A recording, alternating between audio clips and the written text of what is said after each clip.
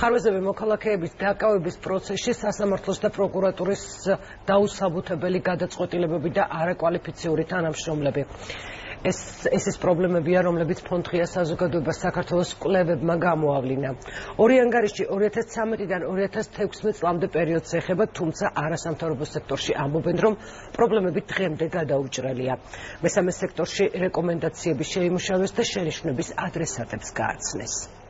ხშირია შემთხვევები, როდესაც პირს არ განუმარტავენ საკუთარ უფლებებს, იგი ვერ სარგებლობს დაცვის მომსახურებით, ვერ სარგებლობს მაგალითად დარეკვის უფლებით. დაკავებიდან პირველი 48 საათის განმავლობაში მოქალაქის უფლებები ყველაზე ხშირად ირღვევა. ასეთი შედეგია ჩვენა კვლევამ, რომელიც ფონდ ღია საზოგადოება საქართველოს დახმარებით ჩატარდა. კვლევაში საუბარია პროკურატურისა და სასამართლოს დაუსაბუთებელ გადაწყვეტილებებზეც.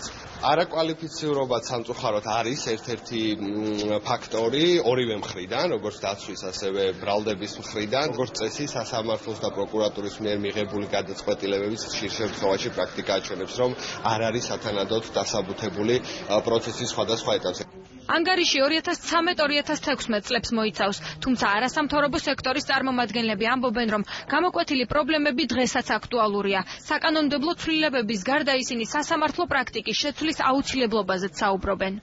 დაკავების დროს არის შემთხვევები, როდესაც უფლებამოსილების გადამეტები ხდება და ამაზე არაერთი განცხადება არის პროკურატურაში, რომელიც გამოძიების დაწყების მოთხოვნით. ვფიქრობ, რომ მოსამართლემაც საკუთარი პრაქტიკით უნდა დაარეგულირონ და უფრო აქტიურად უნდა გადასინჯონ დაკავების საფუძვლები, ასე უნდა უფრო აქტიურად უნდა გამოკითხონ ბრალდებულს მის უფლებების დარღვევის თაობაზე. ადვოკატების ხშირ შემთხვევაში პასიურ როლს და მათი მხრიდან სამართლებრივი ბერკეტების არ გამოყენებას იწვევს ხოლმე დღეს არსებული საკანონმდებლო ჩარჩო, რომელიც ძირითადად უფრო მეტად აძლიერებს პროკურატურას.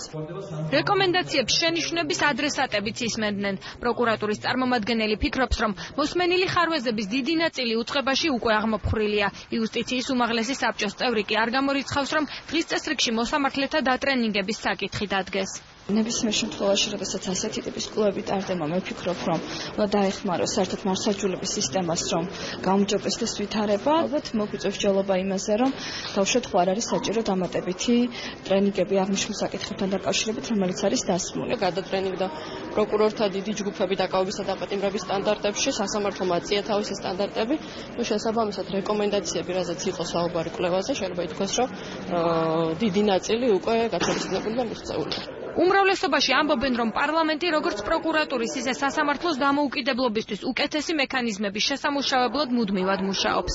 ყოველდღიური მუშაობა მიმდინარეობს იმისთვის, რომ კიდევ უფრო უკეთესი გახდეს ის ვითარება, რომელიც ჩვენთან სასამართლოშია. რაც შეეხება კონკრეტულ კითხვის ნიშნებს, ასევე მინდა აღნიშნო, რომ დამოუკიდებელი საგამოძიებო სტრუქტურის თუ ზოგადად იმ სტრუქტურის შექმნაზეა საუბარი, რომელიც გამოიძიებს სამართალდამცავთა მიერ ჩადენილ გადაცდომებს და შესაბამის ფაქტებს.